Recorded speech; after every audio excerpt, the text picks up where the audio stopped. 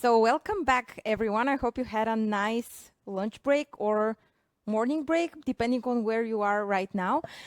We are continuing the topic of slide design, but we are getting into details. As Damon mentioned in his session before, he was not an expert on typefaces and fonts, but here we have two people that are not just experts, but their team, Fontfabric, is behind some of the fonts that you're probably seeing on a daily basis. Fonts for Nike, for KFC, and many brands in the world. This is the first session that we're doing on fonts in general. Last year we didn't have such, and honestly, I couldn't imagine doing it with someone else than Fontfabric. So I want to welcome here Svet and Plamen. Svet is the founder of Fontfabric, and Plamen is the type director of Fontfabric. So hello, welcome. We are very excited for what you have for us. The presentation that you're going to be showing us and how we can use fonts to hook our audience is something that I think people are seeing, but they don't really understand the importance of fonts and how crucial they can be for your presentation and for the design. The fonts that you are building, and actually the font that you are using in this presentation now is called Mont. Our company 356 Labs is using this font. We were having a discussion in the first session with Anne Emery that she's also using that font for already 5 years. And in the end, and even now, we're going to share that on the booth of Fontfabric in the expo area, you can get an amazing offer on fonts, which is 60% off. 60% off on all their fonts, plus a free consultation with them. So if I'm you, I would definitely benefit from that offer. So make sure that after the session, you go and claim that one. But now, again, back to the topic on fonts and how we can use them to hook our audience. So Plamen and Svet, now it's you. Thank you. Thank you so much. Thank you. Happy to be here. Hello, everyone. Hello. Let's start and explore the topic of how to use fonts, how to play with them, how to achieve better messages using typefaces. We are Fontfabric, and I'm Plamen Motev. I'm the creative type director of the company. And I'm Svet Simov, the founder and owner.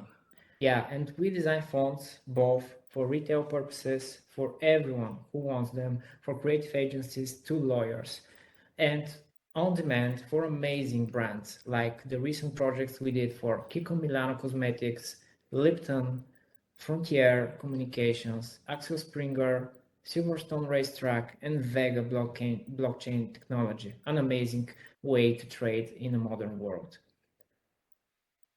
So the presentation has been our main weapon since we found Fontfabric.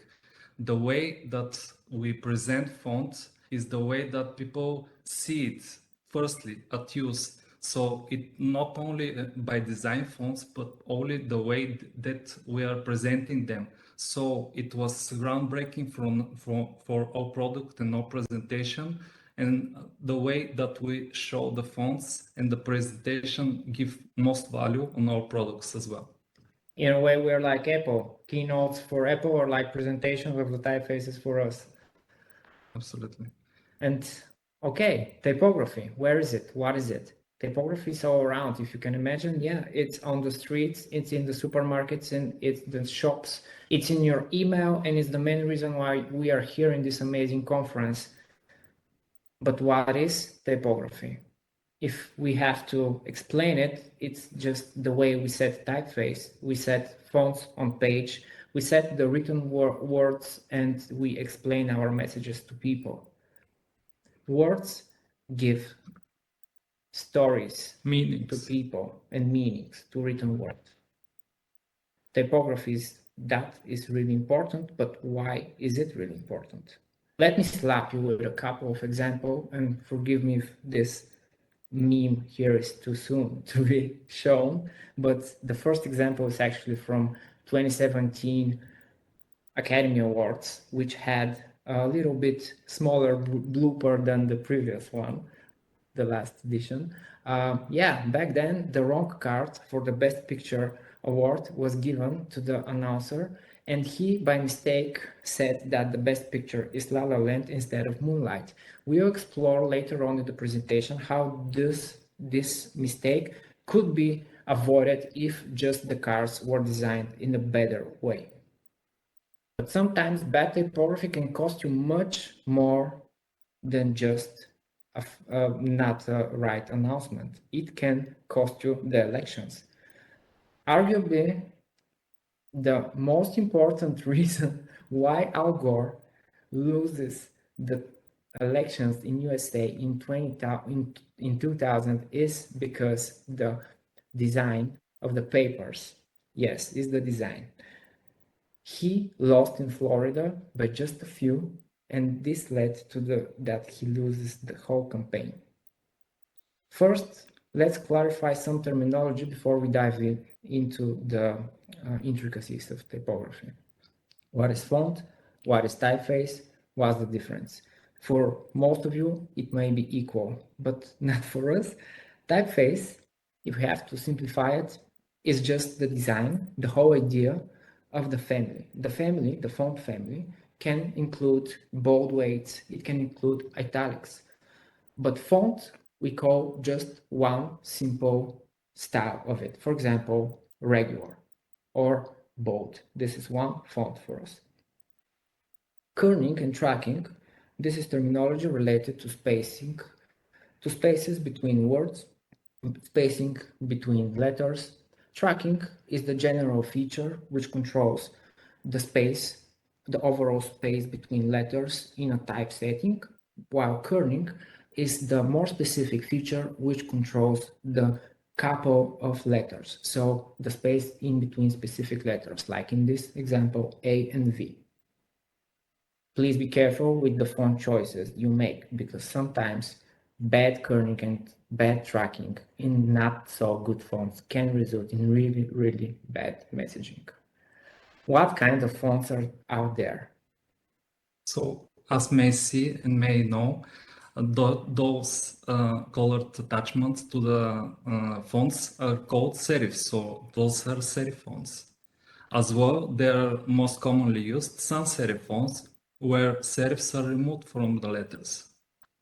And also the handwritten fonts, which are the script ones, and the display ones, where you can play either with the shapes, form of the letters, and be wild, actually. And what is contrast in fonts? We will talk about contrast here and there in the presentations. And this is the difference between the weight of the thin and the black parts of the letters. So the thin and the thick parts, the difference in the ratio is called contrast.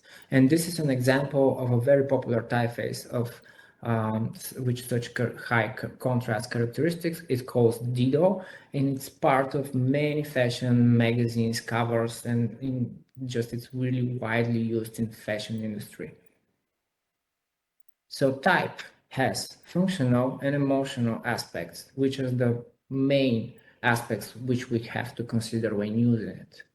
And first, let's jump into the functional ones. Okay, what do you see at this picture? I mean the handwritten fonts. What do you read? Do you read I love Coco, or do you read something else like I read I love Co? So the most important function of the typeface and fonts are their legibility. So if the people can't get the message right, then the whole things fall apart. So the most important function is the legibility. And why did those kind of mistakes are happened? It mainly because usually people are not using Mont on some regular serif, sans serif or serif font, and they are using some fancy offbeat scripts that can deliver a wrong message or a wrong readability. So how do you avoid this kind of mistakes? By just ensures the fonts that you're using, it's the right one. So you can check it with a few pairs of eyes. Or also you can reach out for type consultations. We are here. You can contact us. to avoid reading I love cow, because obviously it's not a cow, it's a different story. How we control the chaos?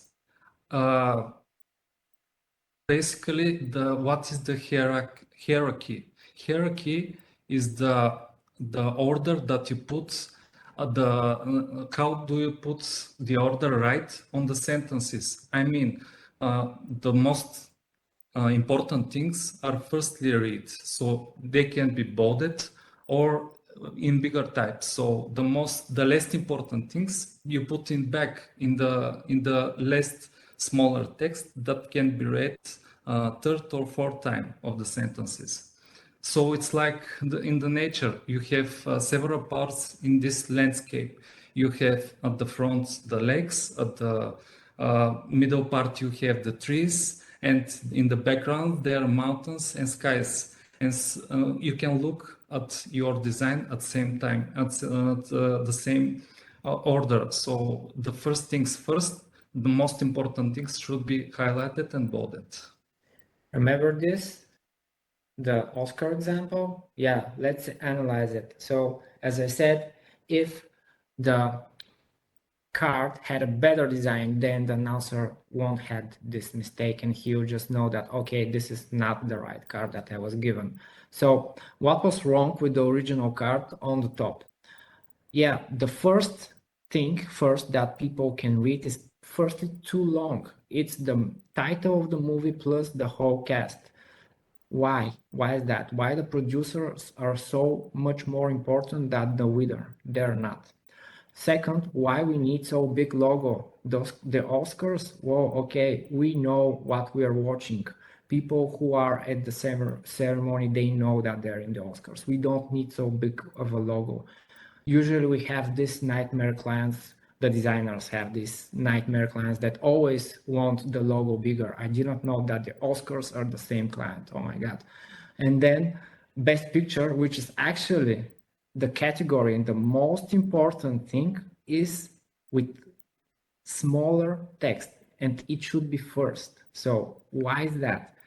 The announcer should know firstly what he's announcing, and then he has to know what's the title of the movie. So this is the right hierarchy we have to use. Best picture, Moonlight, and then the producers, and the last, the logo, which I will do even smaller than in the example. So set the focus right. What is meaning? You can highlight, as we already said, the most important information in the front of the people's eyes. How we do it? With bigger fonts. Make some of the sentences or words you would like to highlight in the front and in bigger fonts. Also, you can use a different style of fonts, but be careful because it can mess up a lot. So choose thin fonts, bold fonts, and so on, mainly from one font family. Also, you can spice up your typography with some colorful images between the letters and more bold fonts as usual. It's never too bold. Your message is never too bold. People, go with it. Absolutely. So you can use also tightening the space between the letters or losing the space between letters and make them breathe.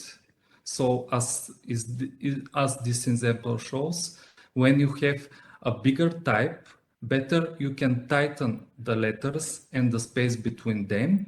And in the other example, when we have a small words or sentences, they're just short sentences and small sizes, you can lose the weight and the space between the letters and make a lot of breath and room to breathe and use the white space around him to drive attention. Also, there is such principle that less is more. What I mean, that a picture is what 1,000 words. What I mean is that picture can tell us a lot of things, a lot of sentences, just one picture, but just by adding some particular sentence, it can make the difference. So this is the way advertising, how do their job, how they make the advertisements, and also this is the principle from the memes. And font pairing, some general principles how we should do it. So first thing first, look at this image. This is the ugliest slide that I have done ever in my life on purpose, I hope. And I placed so many typefaces just to make a how can I say, to make a statement here. And if someone thinks that this is beautiful, I'm sorry for him, but it's not, and it's not functional at all, and we should avoid using too many typefaces altogether. That's a big no-no. It really water out our message. We have to be more specific, and we have to use less to achieve more, like it was in the headline of this slide. So using less typefaces and less text can help us achieve better messages. And better if you have a lot of things to say, just spread them out around several slides in the presentation. Yeah, you have room. So use less typefaces. My advice, general advice, especially for non-professionals, is don't use more than 2 typefaces, and count on secure combinations like serif and sans. Also, you can, to be on the safe side, just use various weights from one big font family, like Mont, 60% off in our website with promo codes from our booth. So let's jump into the other aspect, the other main aspect. Do typefaces have feelings, or the emotional aspect of typography? Can fonts cry? They cry. They do cry. Stretching fonts hurts. This cat is crying, and everyone is crying when you stretch a font. Don't do it. We make our living by designing typefaces, spending a lot of time to do so in specific proportions. So to make them look perfect, to make them look beautiful, to achieve better, clear messages. And stretching them, it just looks so unprofessional. So this is a big advice, don't do it. And it's a segue to the emotional part of the typefaces and the fonts.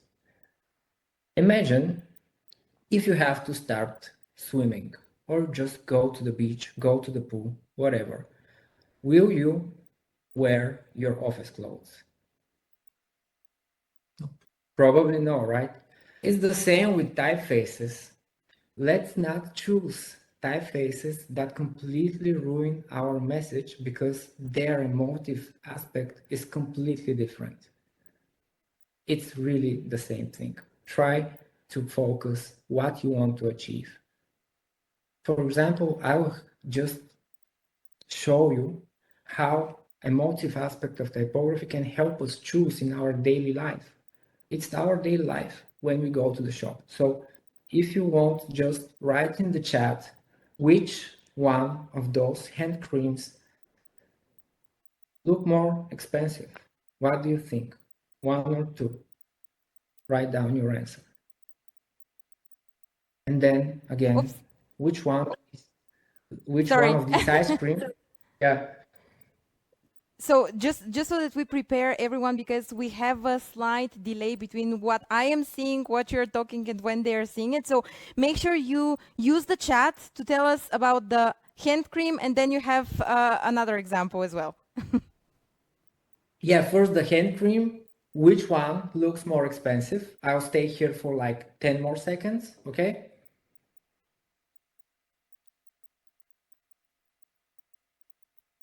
So all of the people are saying 1. There are some that are saying 2. I'm sorry about them. No, I'm joking. The majority is 1. Yeah, I'm joking. There is no wrong answer, actually. There is no wrong answer. But if the majority says 1, that's usually the correct thing. And that's what brands use to communicate their messages. That's why they use such typefaces to communicate that they're more expensive.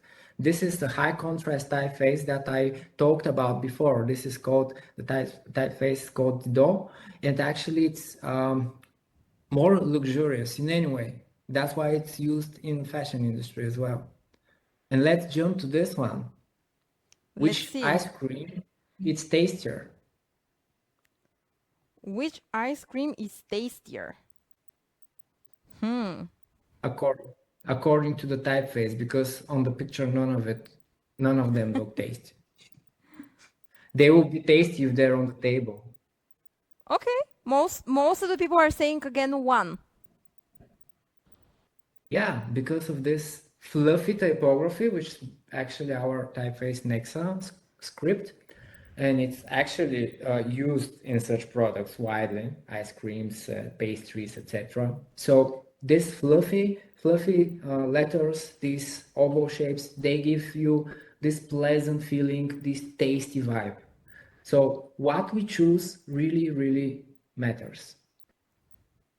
Let's look at this sign. You're probably familiar with such signs, right? It says caution. This area is monitored by CCTV cameras. Don't go in there. Probably something bad will happen, right? Usually we look at it and like, whoa, okay, this is a huge fence. I don't want to get in trouble. I will stay out of it, okay? But what if we see it like this? With my favorite typeface, Comic Sans. And actually, I don't want to go there. Comic Sans is a great typeface for some stuff, but what we see here is actually in our daily life. Comic Sans is so overused. You can see it for very serious stuff. We have similar fonts in our portfolio. It's called PH, if you're curious. Yeah, and it's not that overused, so you can use PH Yes, instead of Comic it's in Sans. different weights, tightness, and so on. Okay, and if I see this sign with Comic Sans, will I be afraid? Will you be afraid? I guess not. No, this looks more like invitation. I'm going here. I'm going inside. This is probably a party, a kid's party. There are probably cookies. I want videotape. If you're recording this, it will be fun, right? So I'm not afraid. There's no dog.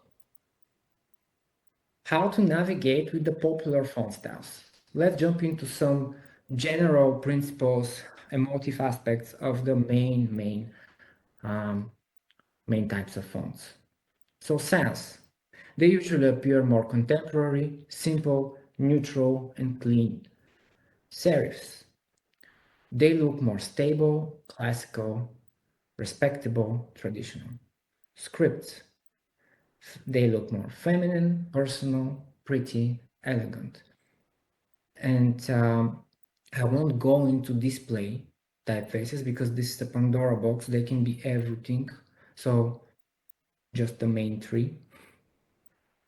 And let's see if there are emotive perceptions according to the fonts and the lines which construct fonts. What do you think? Probably yes. Let's see. So if we see a lot of jagged edges, such lines can construct a font which can appear angry or dangerous. If you're seeing those smooth flows, those lines can appear happy, playful. If you're seeing lines which are more on the downside, against smooth, they can appear sad or weak. And the first example, which is typeset with the word sad in, it's called reverse italic because the slope is backwards. Usually such unusual italic can achieve such weird perceptions. If we're seeing a really calm way of forms in a letter forms, such lines can be calm, can be gentle. If we're seeing squarish, rounded squarish forms or just straight squares, they appear more technical, more futuristic. Other really important thing when we are choosing typefaces, and I guess it's connected to everything, not just fonts, but yeah, know your audience. Why is that important? Well, it's important because regarding your audience, your message can be perceived very differently. Different generations of people, different cultural aspects, different background can influence a lot. For example, I gave this slide, I typesetted the word audience with a really popular style called black letter. How people can perceive black letter. It can vary a lot. If you're into history, you can connect black letter with the Nazis propaganda. It's not really a good referral. If you're into hip hop, when you're between 20 and 40, for example, you're a fan of Kanye West or Nas, you know that they use these typefaces. So let's recap. What is important? First, know your audience. Take yourself out of the equation. You are presenting to someone, you are talking to someone, you want to achieve and to deliver a message. Don't do it for yourself. Try to choose typefaces according to your audiences. Don't choose overused typefaces like Comic Sans, Papyrus, Helvetica. They're used so much that their meaning is just washed out. White space matters. Don't overcrowd your slides because you can lose yourself. If that's not the message, of course, that you're lost. If not, if this is not the message, white space matters. Use it wisely. And the third one, the typeface should complement the message. In general, it should sync with the context perfectly. It should not stand out so much. The main purpose of typography and the main purpose of fonts in general is to be invisible. Your context should be so much synchronized with the typefaces so no one will think about it. And if nothing works for you, consider a tailored font, a custom font. This is what we do as well for our clients. Fonts turn words into stories. Our mission is to tell your story through the power of typography. So let's talk type. Let's meet, visit our booth, have a chat with us, know more about us. We'll be glad to know more about you and send you some perks and amazing gifts. Thank you. Thank you. Much for this very, very nice overview on fonts. There is quite some action here in the chat, and there are some questions. I've also prepared some questions because I think especially people who are not designers would also appreciate some more that might seem like basic questions, but I think it would be really valuable for someone, for you as people that are into types and into typography to explain some of these things. So the first question is, because when you are downloading fonts, you can often choose between OTF and TTF type of fonts, right? The extension of the files can either be an OTF or a TTF. So what is the difference between those? Is there a difference between those? Not so much of a difference, and plus there are other font formats, but I won't go there. The desktop formats used for desktop publishing and desktop work is mostly their OTFs and TTFs, and it's the technology behind it, which is kind of boring to talk about right now. It's kind of advanced stuff, but my general advice is like which the audience can use. If you're a non-designer and you're working on Windows, you're working in Microsoft Office, for example, go for TTF because TTF is a Microsoft format. And if you're a designer and you're using software like Adobe stuff or Canva or whatever, use something else. Use OTF. And actually, yeah, when you're using Canva, I know that they're cloud-based, everything, and you can find our fonts in Canva as well. And if there is a variable option, you can play with it as well because it's very fun. You can play with the styles, with the weights of the fonts, and so on. Yeah, but variable fonts are another universe. If you want to know more about them, contact us. Yeah. Awesome. And sometimes, because a lot of people that are part of the conference are not all of them are working for themselves or having their own companies, meaning that they can make the decision which font to use. And sometimes they're being asked to use a certain font, for example, the font of their brand.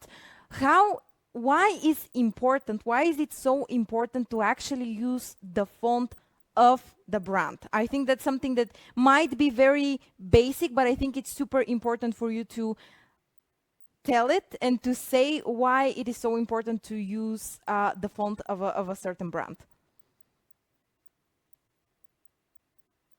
It is important because the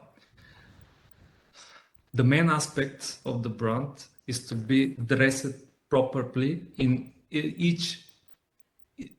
every case. Mainly when the brand is appear on the website, it should be in the font that the brand it uses most commonly. So when you, for example, make a presentation, you can download or use some regular kind of presentation with different fonts and font styles, but it's better to wrap it up with the font that you're using as a company, the brand font, and this will drive seamlessly experience from your website, from your social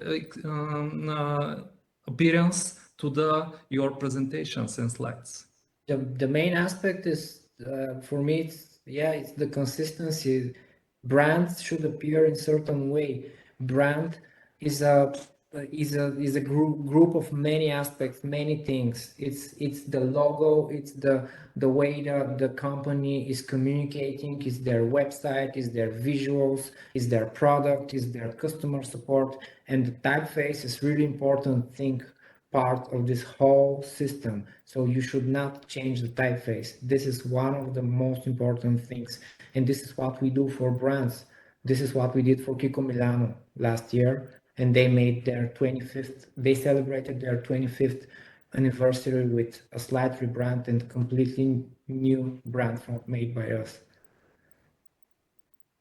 And you can look at the Present to Succeed, how they're branded, their whole stuff, whole experience. So it's just like that. It should be Yeah. like that. So more or less, make sure if you have a brand font, make sure you are using that font also for your presentations, because presentations, if you think about it, they do not have to be something that's outside of your brand. They are also part of your brand. So that's why using your brand font is that important. Yes, and you can change the fonts quickly and fast. True, absolutely. There is one question which comes from Douglas, saying that he's read research findings that indicate that sans serif fonts are more easily read on screens and that serif fonts are more easily read on paper. In your experience, is that the case? Yeah, well, in this presentation, we wanted to stay just above the surface, just tip of the iceberg. So this question is more advanced things, but I would like to go into details. So this perception was widely spread. It came from researchers, or maybe just it was a concept which is a bit outdated nowadays, but yeah, it indicates that the serifs, because they have these horizontal lines, they form a line of text that you can read from left to right. Okay, so this is mainly for, of course, I'm talking about the Western typography. Our world has serifs, and this is why people thought that serif fonts are more legible, they can be read it more quickly on paper. However, it might not be the exact case, because I've read research made with eye tracking, so with technology and science. I strongly believe in science, that actually didn't conclude that. And it's not so easy to tell that serifs are more legible on paper. On the contrary, why sans serifs are the king on web? There is a better point about that. So on your screens, you probably see 95% sans serifs, and that's because the screens, especially before like 10, 15, 20 years before, they were more low resolution, and those details on the letters called serifs couldn't render that good. Now, when we have high resolution screens, serifs are coming back into trends. So, but I think it will take time to challenge sans serifs on the screens. Still, sans serifs will be preferred.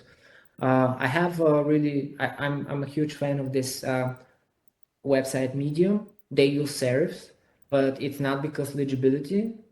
Obviously, it's because the brand and the message they want to convey. Because it's obviously a blog website. They want to communicate some traditions over there with the serif typeface. Thank you. I think also this comes from the fact that before, with all of the screen shares, using projectors, usually the serif fonts used to be not that good looking. And also there was especially in the presentation community, there was this debate whether you should be using serif or sans serif, and people were saying you should use only sans serif, which I also think is changing, and it's not that dependent on, technology anymore.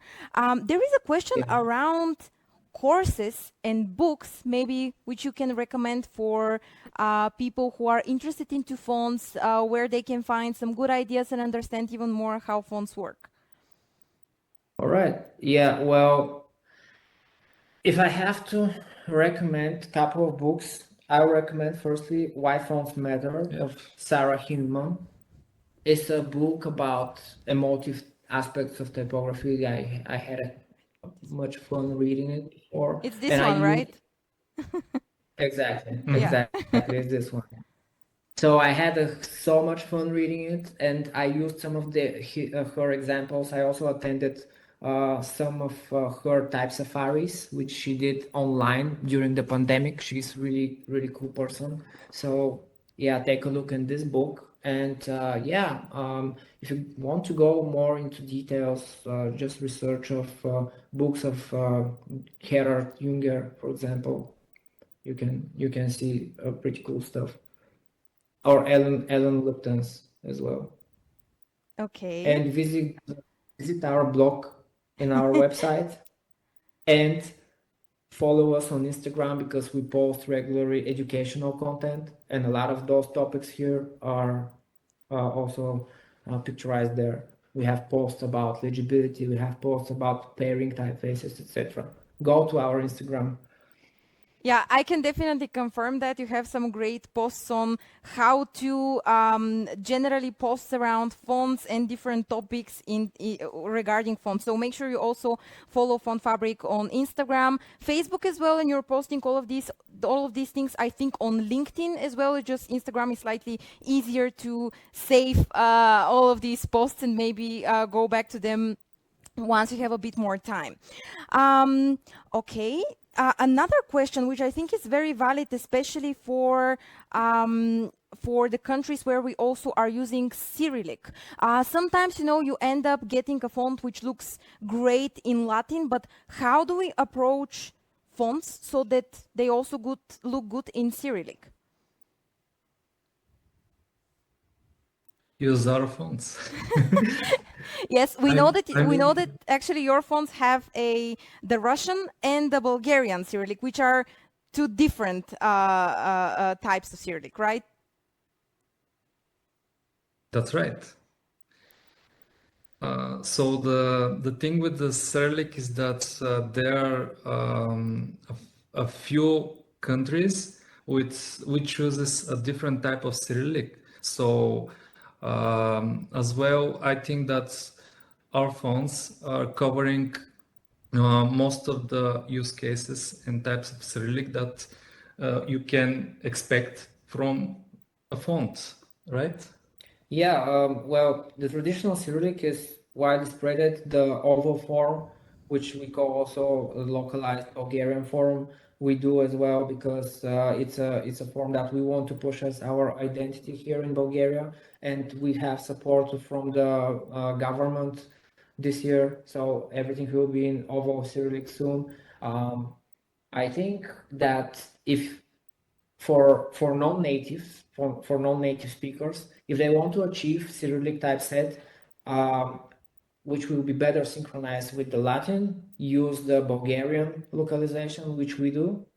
And if there is no other option, I cannot really help. Use our fonts. We have Bulgarian Cyrillic. And speaking of, sometimes when people don't want to necessarily buy fonts but still want to use something that looks good, are there any websites that are free where they have free fonts? Obviously, they're not as good as the paid ones for many, many reasons, but what would be your suggestion there? Which websites would you recommend? I think that we both know one website with good free fonts, as good as the paid one, right? Which one? Do you know? Oh, I think everyone knows our website. This actually was mine goal when I founded Fontfabric, because there were at that times, I mean before 12 years ago, for example, there were a lot of a lot of fonts, free fonts, and there were not picky ones. I mean, my goal was to lift up and to make a free fonts to look good, to function good, and that was main drive when I found Fontfabric. So free fonts has a big story with us since the foundation of the foundry. So yeah, we have a huge selection of free fonts as well as paid ones, and most of the paid ones have also free samples, so you can check that out.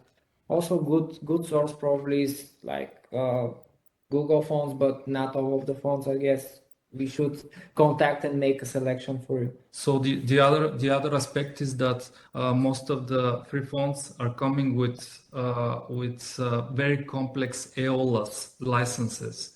So for us, it's important to be clear in our message. So our fonts can be used either for personal use and commercial as well, without worrying our audiences and without messing the things up. Yeah, that's actually quite important to make sure that everything also in your presentation would look good. What are your personal favorite fonts?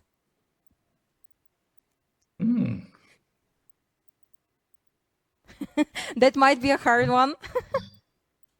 We're using Papyrus. Mont and Mont Blanc actually for our website. So if you go on the 356labs.com website, you're going to see the Mont and also Mont Blanc. So we're using it all across also our internal materials and our presentations. And for me, it's definitely a font that truly makes a difference. We were also discussing that with Anne Emery, who is using Mont for the past 5 years.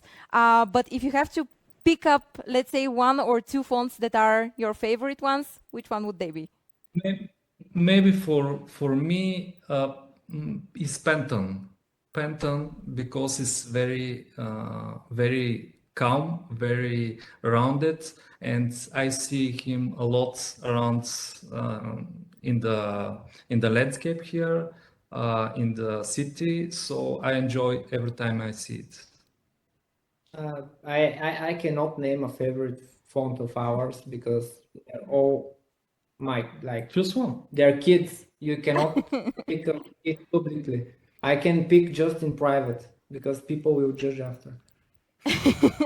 Okay, that's also perfectly fine. Well, we have a little bit more questions, but unfortunately we ran out of time. So as you can see, both Plamen and Svet are super open to discuss fonts and type. So if you want to do that, go to their booth, claim your interest for a one-on-one session, as well as a 60% off on all their fonts. Trust me, it's totally worth it, and I will definitely do it if I have a very important upcoming presentation. So I definitely urge you to go and check everything that you see on their booth. They have also an FAQ section in the Q&A section of their booth, where probably some of the questions you are asking right now yourself are already there and they are answered. So go ahead and do that. Thank you so much for this great overview on fonts and how we can use them in our presentations. And I think everyone sees that there are so many specifics around fonts, and it's not just letters and that's it, but there are so many specifics and how fonts are actually telling a story. So go ahead, check out their booth, check out their blog and website, and we hope to hook you also on fonts. Thank you so much, Svet and Plamen, for this session.